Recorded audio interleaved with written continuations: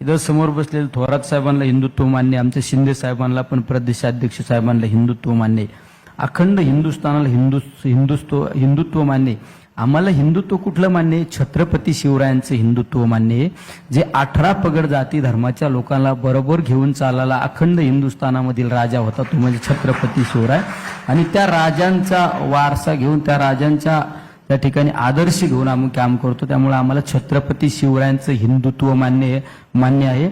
जातीपातीमध्ये तेढ निर्माण करणारं हिंदुत्व आम्हाला मान्य नाही, आजही नाही, उद्या पण नसणार आहे.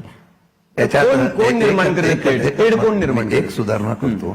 त्यांची अजून एक ओळख तुम्हाला सांगायची राहिलेली आहे की हल्ली शिवाजी महाराज हिंदुत्व ह्याच्यावर आता बरेच पक्ष चढाओढ करतात आपल्याकडे घेण्याचा. त्यांनी कुठे प्रसिद्धी केली नाही. हे आता किल्ले संवर्धनाचं काम मोठ्या प्रमाणात करताय, दाखवण्यासाठी करत नाही.